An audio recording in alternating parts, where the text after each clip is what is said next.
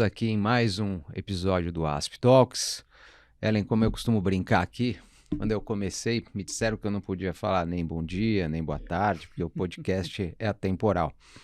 E aí, então, eu resolvi mudar um pouquinho. Eu falo bom dia para quem ouve de dia, boa tarde para quem ouve à tarde, boa noite para quem ouve à noite.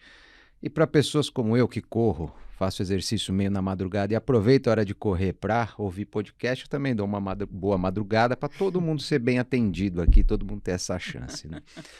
Bom, hoje eu estou aqui com Ellen Mesquita, advogada, já posso falar há bastante tempo, Pode. experiência nessa nossa, agora vale muito, então podemos falar, segue há uns 25 anos advogando, passou por várias áreas, né? Inclusive, a gente estava falando um pouco sua atuação na Gol ali, quando ela era uma startup, e depois deu uma pivotada na vida e hoje está nessa área do entretenimento.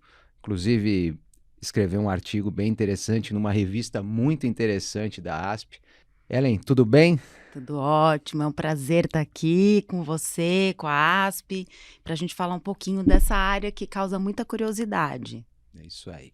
Eu vou começar fazendo uma pergunta que a gente, quando conversou a última vez, você estava dizendo que você estava chegando de Cannes, não Cannes, como se costuma dizer. O que você estava fazendo lá? Eu fui pela primeira vez, esse ano foi o país homenageado, foi o Brasil, então foi o país de honra. E como eu atuo na área há muito tempo, eu achei que era uma oportunidade para conhecer o festival e também para participar do mercado, que na verdade, enquanto acontecem os filmes e a premiação, no mesmo local acontece o bastidor da indústria do entretenimento. Então, muitas pessoas não sabem, imaginam que está só concorrendo os filmes para ganhar prêmios, mas, na verdade, ali é onde os países vão se vender ou vender os filmes, as próximas produções, para fazerem acordos internacionais de coprodução, de distribuição. Então, é uma ótima oportunidade para você ficar imerso ali mesmo no mercado. Tá, então tem um bastidor que não é só o glamuroso, vamos dizer, das festas, mas tem um bastidor de mercado, enfim, com muito trânsito de profissionais ali fazendo negócios, né? Exatamente. E, na verdade, isso acontece sempre, que esse ano o Brasil era o país homenageado, então tínhamos mais espaço, foi uma delegação de 400 pessoas, mais ou menos, do Brasil, entre governo, representantes de produtoras e tudo mais. Houveram palestras, conversas de diversas áreas que esse setor complexo envolve. Sim. Eu acho que assim, e acho que é interessante a gente talvez pontuar aqui uma questão, que eu acho que você inicia a sua atuação nessa área justamente numa época em que houve uma tremenda transformação por conta de tecnologia, né? Se a gente pensar streaming, eh, toda essa parte digital, né? Internet e assim sucessivamente. E agora até nos últimos tempos, inteligência artificial com a briga com direitos autorais, né? Então, conta um pouco pra gente essa evolução, desde que você começa, você provavelmente começa numa época mais tradicional, então vamos lá, você vai lidar com entretenimento num sistema mais estanque que a gente via, era acostumado, televisão, etc e tal, e aí essa migração, essa transformação nesse período, acho que deve ter muita coisa para contar nessa virada. Sim, e na verdade antes dos filmes, por exemplo, que é o que quando a gente pensa em entretenimento, a gente logo pensa no Em filme, cinema. mas tem música, Tem muita coisa, tem games. hoje até os creators, né, os influenciadores, tem toda essa área envolvida, mas Que quando a nem gente... existia, né? Nada. Então, eu comecei atendendo agências de publicidade, onde vinham mais um setor criativo, que traziam, eu posso fazer tal coisa com esse conteúdo, infringe alguma lei, eu posso apresentar esse roteiro, preciso pedir autorização. Então, começava bem nessa parte um pouquinho mais voltada para a publicidade. E alguns filmes que eram feitos, né?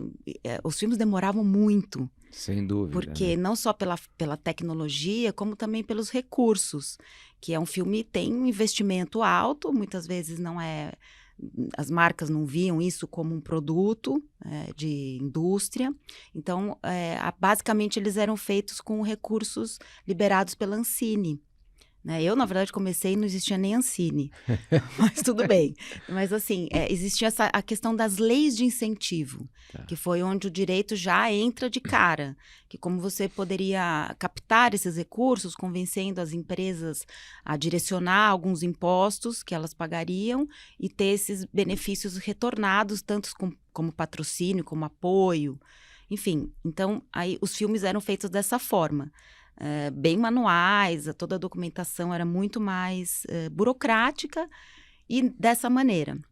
Aí, mais ou menos em 2019, que essas tecnologias começaram a ser aprimoradas e os streamings vieram para o Brasil, aí você tem uma nova forma de fazer o entretenimento ou o audiovisual, que a plataforma, ela compra, entre aspas, ela te oferece um dinheiro antecipado para você fazer aquela produção e transforma aquilo numa produção um pouco mais enxuta, mais rápida. Então, por exemplo, você fica, sei lá, 3, 4 meses, 5, dependendo do caso, gravando.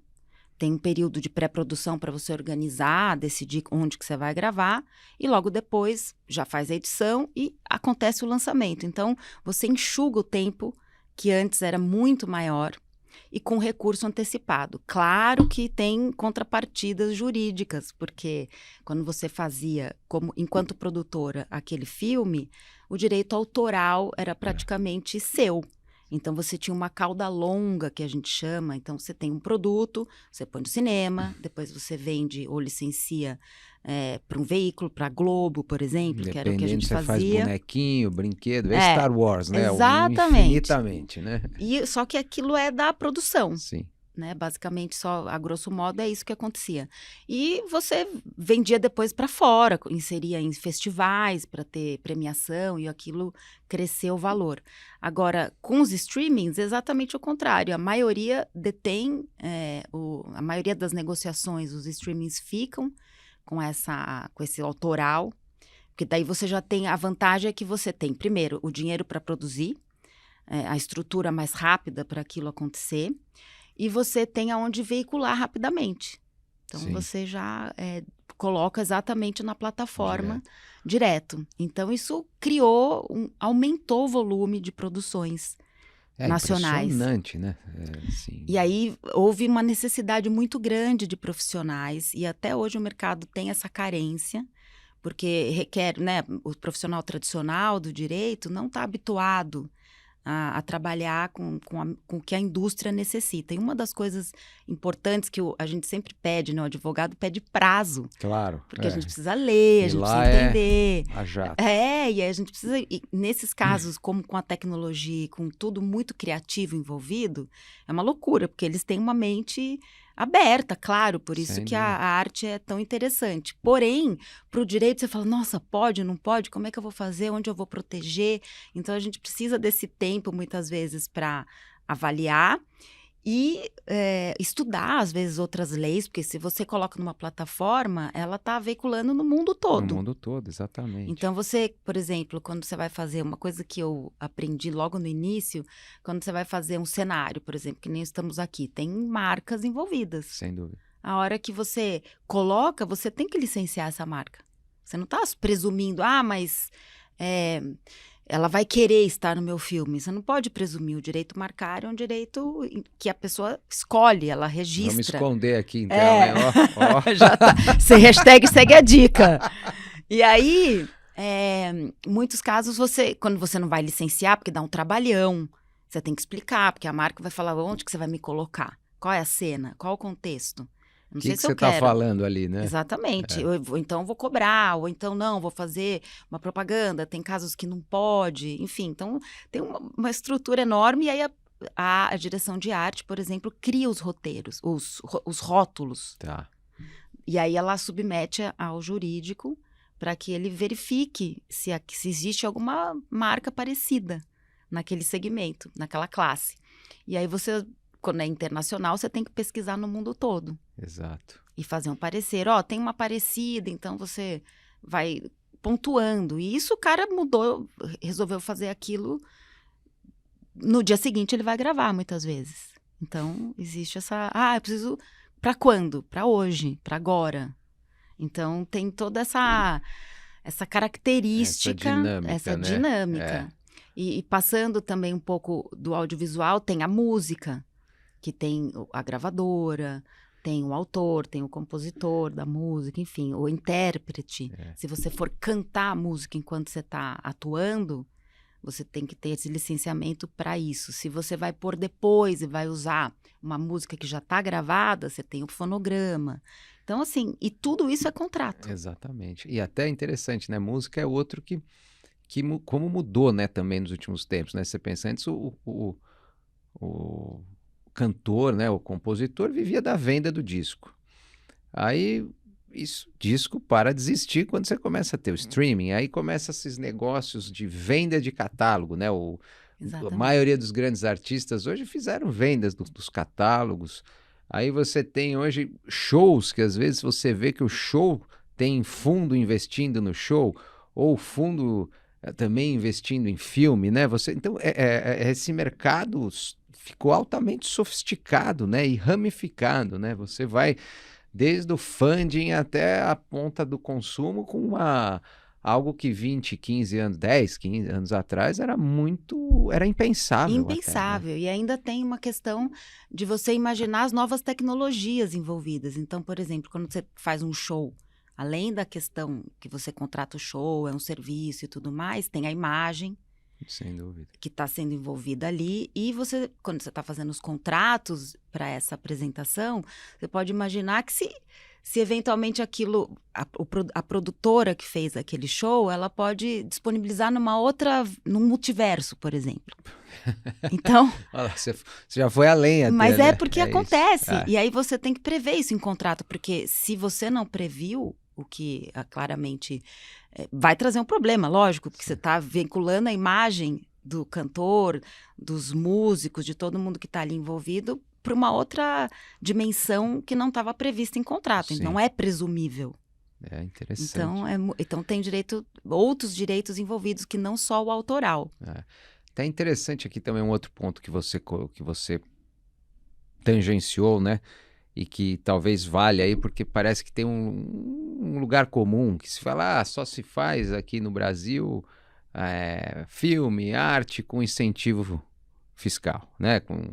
Se falava muito de lei Rouanet, etc, né? Era meio que um lugar comum nas críticas, principalmente vinculando à esquerda, para o mundo político de hoje. Sim, E você, me corrija se eu estiver errado aqui, você até pontua, rapidamente você pontuou essa transição, né?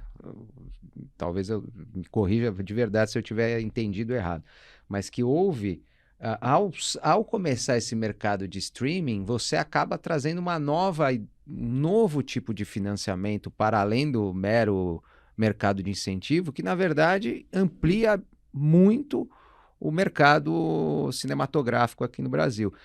Tô certo nisso que eu é falei? isso. E a Netflix foi uma das primeiras, foi a primeira, na verdade, que veio com esse recurso antecipado para as produções. Em seguida veio a Amazon, a Disney, a Paramount. Então temos muitas, os streamings chegaram com tudo. Então, de fato, há uma diferença de financiamento dessa produção audiovisual no Brasil, desde esse marco. A pandemia teve uma parada, porque, né, pela primeira Claro, vez, e é uma indústria que tem o 1 a 1 ainda, né, embora a inteligência artificial começa vai aí mudar isso no futuro próximo, porém, você está com equipes. Então, eu lembro que 2020, assim, houve muito pouca gravação. Começaram a fazer com muitas questões de segurança, com máscara, Covid, então deu uma parada, o que gerou uma demanda reprimida, sem dúvida. porque houve um consumo muito grande. Todo mundo em Os casa, né? catálogos de filmes que não estavam mais, eu particularmente trabalhei para distribuidoras de filmes, para pessoas que estavam fazendo licenciamento daí de catálogos, porque não dava mais para você produzir, mas o que estava produzido tinha que estar disponibilizado. Então houve essa corrida também para poder garantir, porque se não fosse a cultura, como é que seria a nossa vida na Na pandemia? pandemia, exatamente. E até se tocou na inteligência artificial e eu lembro em 2022, se eu não me engano, nós aqui na ASP entramos aqui para discutir e acompanhar o PL da inteligência artificial. Quando foi o ministro Cueva, Sim. ali tem no Senado, a comissão, enfim, começa a discussão, a gente foi lá acompanhar e até chamamos gente de fora, pessoas que entendem muito da coisa, e você vê lá a preocupação, a gente olhando o modelo europeu, um monte de coisas que se olhava, etc e tal. Passa um ano, eu falo acho que fim de 23, o que estava tinha algo em discussão, uma ebulição, justamente até por conta da greve nos Estados Unidos, né? Sim, Que era justamente a questão de direitos autorais por conta da inteligência artificial. E a gente não tinha nem pensado, ninguém discutia isso um ano atrás. Fala um pouco dessa chacoalhada que a inteligência artificial pode dar, não só no mercado, mas no impacto jurídico mesmo aqui, né? Porque é isso, a gente... Nossa, agora tá quente, porque isso que acontece, o autoral, né, a base para a gente entender é uma criação humana, então o que a lei prevê, a lei do Brasil é muito clara nisso, então sempre o que a gente tem protegido é uma criação humana. Claro que na época a gente estava falando inclusive de livros, sem dúvida, de coisas, né, que não tinha nem tecnologia para fazer algo digital, então a lei que protege trabalha com essa questão. Hoje, a grande discussão é de quem é a autoria quando você não tem a interferência humana. Então, a máquina vai lá, já tem filmes inteiros, roteiros, criados 100% por inteligência artificial. E aí, essa é a grande discussão. A maioria, aqui no Brasil, o entendimento mais ou menos de consenso é de que seria... de domínio público, quando isso acontece. Uhum. Agora, existe um lugar que é aquele 50 tons de cinza, que se eu interfiro, se eu dou os comandos, se eu estou ali por trás daquela máquina que está produzindo, então eu também não tenho a autoria, eu estou usando uma ferramenta, não estou? Então, isso é uma questão que está sendo discussão, porque é isso que vai gerar o que a lei vai definir, né? O que acontece, porque daí a lei vem e fala, tá, então, a partir daí é seu, a partir dali não é. E o que tem, e nos Estados Unidos, que a coisa pega pesado, o que eles estão, tem uma ação já que já teve uma decisão preliminar, digamos assim, de uma inteligência artificial que estava criando livros e tudo mais, e que ela foi alimentada, olha que loucura, por vários livros. Sem dúvida. E aí as criações que estavam vindo disso estavam sendo questionadas. E aí entrou, acho que foi no norte da Califórnia, e um juiz decidiu que se os livros fossem adquiridos por meios legais, por exemplo, foi pago, né, a aquisição do livro, esse direito não está tendo uma infração. É válido essa criação. Então, já estamos dentro da inteligência. E aí ele considerou que é mais ou menos como um autor faz para fazer o livro. Ele estuda vários, lê a vida inteira e aí ele faz o dele. Exato. No fim, é um debate muito mais profundo. Até onde existe a originalidade plena. Exatamente. Porque você não sai da tábula rasa e escreve um livro. Exatamente. Você veio com um monte de experiências, né, de leitura e muitas vezes é interessante a gente olhar, né? Porque esse caso daí, o que foi decidido é que uma parte do que estava sendo alimentado por essa inteligência artificial era fruto de pirataria. Ou seja, ele baixou os livros de sites ou enfim, não pagou pela aquisição. Então, isso já tem multas pré-estabelecidas e o grande julgamento vai ser no final do ano. Então, esse é um primeiro ponto. E tem uma outra ação da Disney e da Universal, que foi recente, dizendo que uma outra inteligência artificial estava usando como base os personagens, tipo Elsa, Minions, Darth Vader, e eles estavam claramente usando isso para criar e disponibilizando para que os usuários pudessem usar essa base para fazer. Então, isso a gente está de olho muito forte, porque isso vai ser um grande precedente. E é muito difícil, né, essa linha aí hoje, porque é isso que você vê na hora, brincando com esses problemas, eles criam as coisas na hora. Exatamente.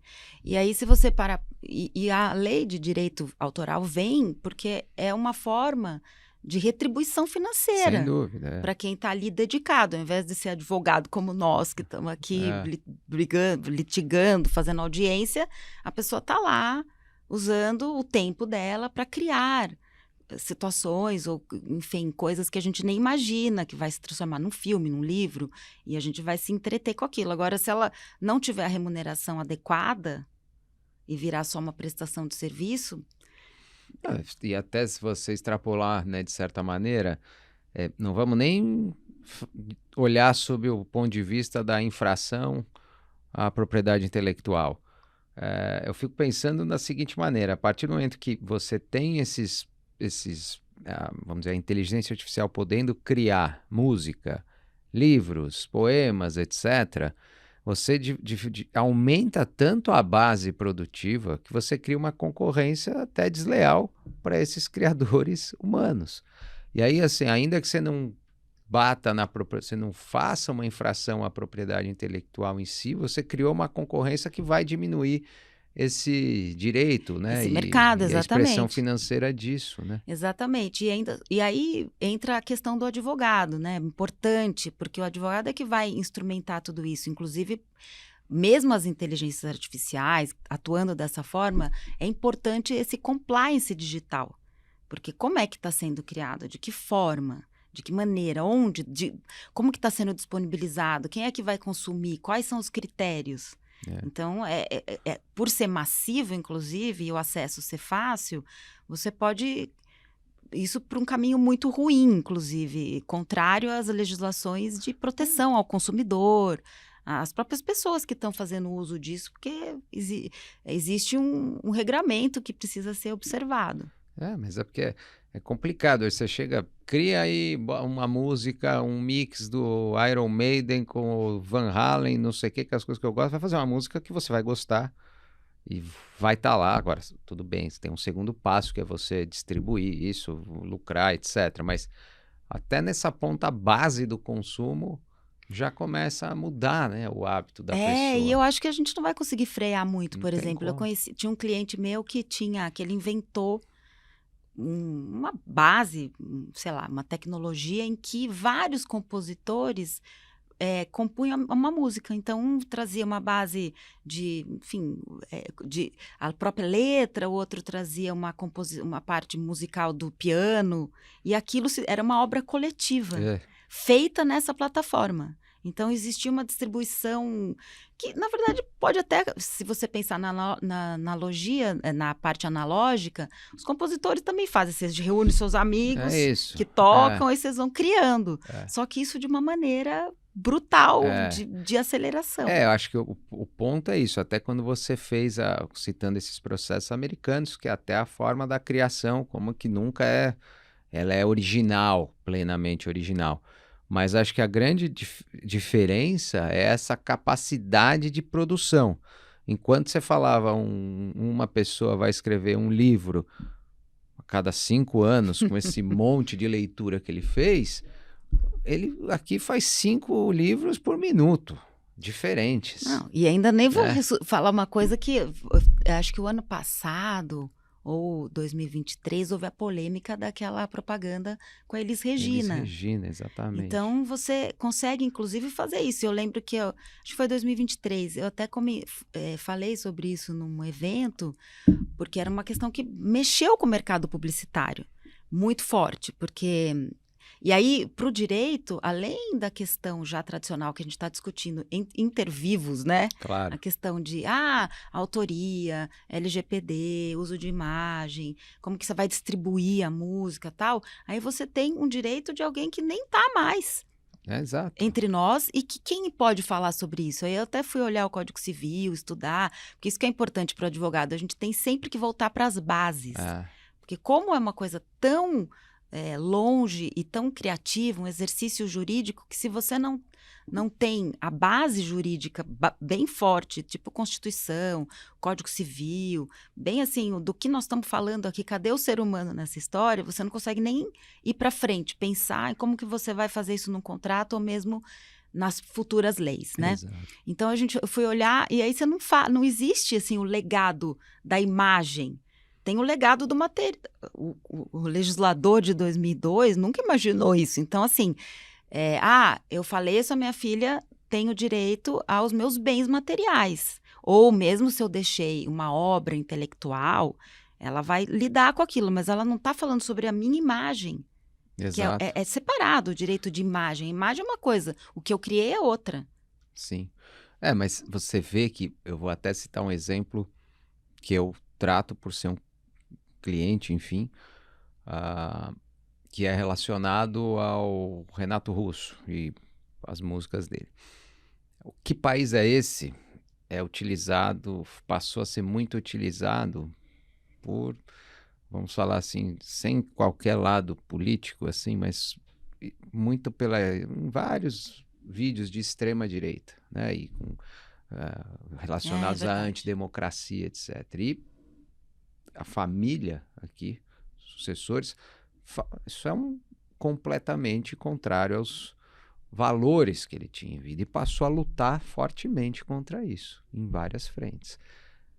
É uma visão um pouco, você vê, não é essa imagem física, mas era a visão que ele tinha da obra dele, a identidade dele em relação à obra e não só a expressão.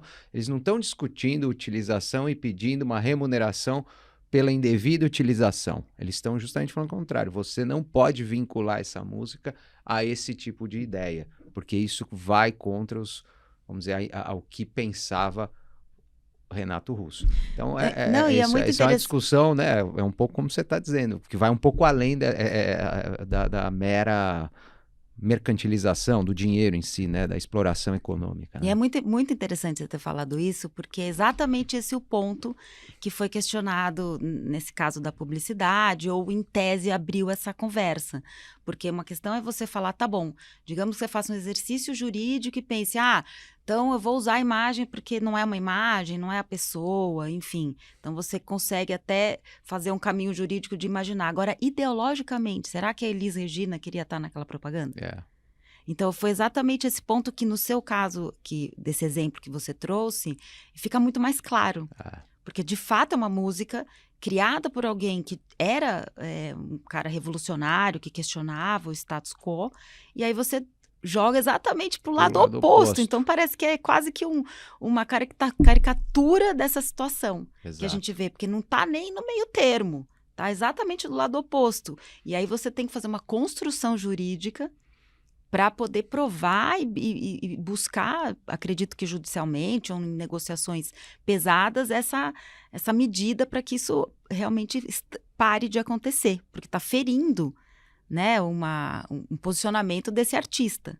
Então, Exato. Olha quanta coisa. Eu brinco que o direito de entretenimento é muito maior do que a gente imagina, não é só questão autoral, como a gente acabou de dar esse exemplo aqui.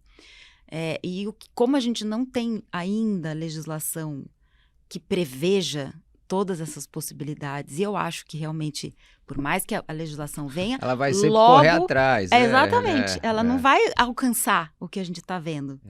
Então, a gente tem que sempre, o advogado ele tem que estar muito antenado no mercado, em primeiro lugar, entender o funcionamento do mercado, a mente de quem está lidando com isso no dia a dia. Então, ele tem que entender exatamente aquilo para ter um lugar de proteção do que dá para ser protegido e uma liberdade do que deixa os criativos poderem trazer as inovações que a gente, enquanto humanidade, acaba absorvendo. Exato. Se você não deixa isso acontecer, ela acontece no paralelo.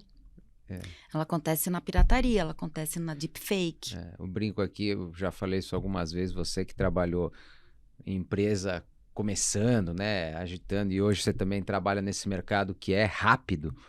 É o caso que a gente tem que falar para o jurídico nessa hora. Pensa no lema da bandeira brasileira, mas inverte. O progresso vem primeiro, a ordem vem depois. Então você, como jurídico, que é a ordem, não pode travar o progresso. Você tem que tentar depois botando ele dentro da pista, né? Não deixar descarrilhar, mas você não pode deixar que ele acelere, você tem que deixar ele acelerar. E aí é o grande desafio do advogado, porque é muito mais fácil e muito mais comum, é muito mais seguro você dizer não. Não, exatamente. Né? Ah, não pode. Você vai achar um monte de artigos jurídicos ou de princípios legais que vão estar ali sustentando o seu não. Exato. E aí você vem aquele parecer gigantesco. Quantas vezes eu já escutei no meu escritório os clientes, doutora, me salva, porque olha o que eu recebi aqui do meu cliente. Pois é. Eu vou mudar de escritório. Porque, é claro, a gente foi ensinado a trazer, e é a nossa função mesmo, trazer o contorno, né? Mas esse contorno, ele tem que prever já essa especificidade do mercado. Sem dúvida. E que você não vai conseguir segurar. Então, nem os maiores escritórios de advocacia, os juízes, não vai acontecer. É uma revolução secular, humana, que a gente não vai conseguir. E aí o advogado tem que também, por outro lado, também, então pode tudo. Não é porque senão isso. Você vai ter uma chuva de ações. Mas eu acho que é isso que você fala, é uma sensibilidade. Por isso que é muito importante, a gente às vezes aqui até pegando um pouco da ideia até do podcast, o podcast tem aqui duas funções, né? Uma, passar conhecimento pelo tema, por experiências, e outro falar um pouco, principalmente para o advogado jovem, começando e entendendo, né? Como é importante o advogado, quando está trabalhando empresarialmente aqui, né, ou em atividades assim, vamos dizer, atividades empresariais, falando em sentido bem amplo, é importante ele entender a necessidade do cliente, né? O mercado em que ele está. Por isso que ele não pode ser um entendedor só de direito, ele tem que entender para além do direito, porque senão o direito, na verdade, tem que ser algo que é uma adaptação para aquela situação, né? Uma regulação da situação, mas a situação vem antes. Sim. Então você precisa pensar desse jeito, né? Sempre alinhado a esse interesse. Não adianta você, como você falou, chegar lá e enfiar um monte de não. Não é o mais fácil. Alto risco, não pode. pode. Não pode, vai. Nossa, o diretor pula. Vai chover uma ação. Não. Né? Como às vezes eu falo que a coisa mais difícil que tem para um advogado e também falo para um médico é para falar não precisa fazer nada. Porque todo mundo que vai no médico quer um remedinho. Quando o médico fala, não faz nada, mas eu estou sentindo, não faz nada. A pessoa, se fala, dá um remedinho, vai embora rapidinho, né? E o advogado fala, não, são as duas coisas, eu acho. Exatamente. E aí, e o mercado tem uma questão que é um desafio enorme para o advogado, que é a agilidade necessária. Porque imagina, como a gente comentou, né? Você trouxe, para fazer um livro demorava 5 anos, agora você faz em 5 minutos. Exato. Então, para você avaliar o roteiro de uma situação, ou para você dizer sim ou não, a coisa já está caminhando, porque o mercado já está acontecendo. Os contratos já estão ali. Já andou. E aí ele vai falar, posso fazer? Como que eu faço? E você vai falar, eu vou pensar, te respondo daqui a 5 dias. Exatamente. Cara, ele infarta antes. Claro, o negócio não pode esperar. E aí, o desafio é você trazer uma consistência jurídica, que é a segurança necessária, ou caminhos de defesa, e não é burlar, e não é, tem uma brecha na lei, não é isso. É você trazer os fundamentos que ainda regem a nossa sociedade, vão continuar regendo, que é nossos combinados. Como é que a gente pega isso e faz uma derivada disso, real, com toda a proteção que está incutida naquela parte jurídica que a gente está protegendo, para aquela situação que é nova. E isso requer uma mente flexível, requer uma mente interessada, requer uma mente jurídica, né, que olhe para a situação já com uma abertura, né, porque a gente está lidando com universos bem diferentes. Aqui a gente tem a lei que ela é física, ela está escrita, está lá. E a gente está lidando com situações de pessoas que estão lidando com coisas que não existem, imateriais, que estão criando, que estão a partir de um lugar que a gente desconhece totalmente. Como é que você vai pegar uma mente que está acostumada e trabalhou 5 anos na faculdade, mais um monte no escritórios, né? Que pega o processo, lê, o juiz faz assim, tal Código de Processo Civil, e traz para esse lugar. Então você tira essa estrutura e te joga para cá. Aí você tem que pegar esse aqui, que você não vai conseguir trazer ele para cá, mas nem que você tente. Mas é um pouco até pensando, né? Aí já denunciando aqui nossa idade, né? Quando a gente começou, quanto demorava para você fazer uma peça, uma pesquisa, porque você tinha que ir lá buscar o livro, a jurisprudência, a lei. Você tinha que pegar um livro, se você não assinasse a Lex, você precisava ir numa biblioteca para conhecer a lei, a Constituição. Ah, não era nem a jurisprudência. Então, assim, para você começar um trabalho, às vezes demorava um Anos. dia Não, para começar uma pesquisa. Cê- Hoje, em 5 segundos, você tem uma resposta. Tem um compilado. É. Você lembra que a gente vinha na ASP, pedia as Então, jurisprudências. totalmente. Aí você Aquilo, pedia no a balcão. biblioteca, E era aí você falava, o que você tá procurando? Sei lá, dano moral, que era um negócio assim, novidade. super. E agora? Aí você pedia, mas dano moral, aí a pessoa pegava tudo que falava de dano moral, dava um monte de coisa pra você Aí ler, você e não tinha nada a ver, às vezes. Era Exato. um dano moral com uma outra situação que não tinha nada a ver, e você tinha que filtrar você. É. E mesmo no tribunal, que os processos eram físicos, a gente tinha que pedir cópia interna quando tinha prazo comum. Era Demorava isso. 3 dias, pagava R$1,50 a folha. Era uma, assim, mas você colocou bem, assim, porque eu até ia te fazer uma próxima pergunta, e eu acho que essa pode ser uma boa introdução, que o advogado aqui, o intérprete da lei, ele tem que ir lá nas origens, né? Então, é você ter uma base sólida, de princípios, né? Como a gente fala, vai trabalhar em qualquer área, conheça a Constituição, conheça o direito civil, para qualquer área. E eu sempre brinco com o direito civil, eu falo assim, siga o bom senso e a boa-fé. Com isso, você consegue mais ou menos se posicionar em quase tudo. Lógico que tem hora que tem alguns artigos ou outros aí que a gente sabe que vão contra a lógica mais, vamos dizer assim, mais simplória de todas, enfim. Verdade. Mas são as exceções do sistema. Eu acho que você, com boa fé, para olhar relações de contrato, e o bom senso em geral, você partindo disso, você consegue pelo menos ter um cheiro de para onde vai as coisas. E o que eu acho que é o desafio é que os advogados jovens, ou quem, né, já nasceu nessa geração, tem uma certa dificuldade de aprofundar temas que eram árduos, ninguém gostava. Claro. Eu não gostava de pegar um livro enorme de teoria geral do Estado e fichar para a faculdade. A gente queria morrer, para falar a verdade. Ou ler um artigo jurídico até o fim. Era muito maçante para uma mente jovem. Sem dúvida. E eu imagino hoje você pegar isso com a velocidade hoje, e essa chuva de informação. Com os estímulos, com coisas muito mais interessantes. Eu não sei se você vê com você, eu vejo comigo.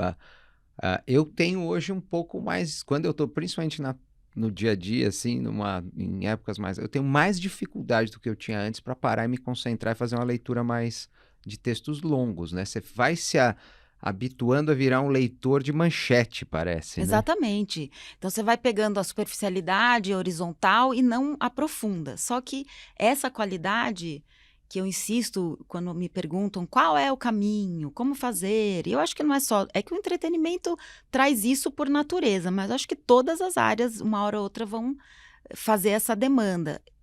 Que é você ter essa base. Não tem como. E como é que você vai ter base? Você tem que estudar os princípios da Constituição. De fato, você tem que saber a lógica do sistema. Mais do que saber artigo, você tem que saber a lógica. Por que o sistema previdenciário é dessa forma? Por que a gente tem que pegar esse imposto e pegar uma partezinha direcionado para a Seguridade Social? Você tem que entender, mesmo que não seja a sua área. Mesmo quando você fala na SUBA, quando você estava explicando o porquê de um direito autoral, o porquê da propriedade intelectual, o porquê de existir um prazo, depois com abertura para domínio público, você tem todas, é importante na raiz para você conseguir depois resolver algo muito mais aqui na superfície. Né? Uma situação complexa nova. Então você tem que entender o que você está protegendo, o porquê que você está protegendo, não é uma questão burocrática. A lei fez assim, eu tenho que seguir. Não. Existe todo, né, o sistema penal, por que o Estado acusa, por que você você é inocente até que se prove o contrário, porque o Estado é muito maior que você é um indivíduo, tem um aparato todo te acusando, se você não tiver o mínimo de presunção de inocência, você vai ser engolido, você vai ficar preso e daí você vai falar, desculpa, foi engano. Quer dizer, a sua liberdade é um negócio, imagina você preso num lugar. Então, o sistema todo é pensado dessa forma. Claro que vão ter crimes cibernéticos, mas se você entender a lógica do sistema penal, você consegue imaginar o que o crime cibernético está buscando proteger. Sim. E que tem um indivíduo por trás. Se não tem, então...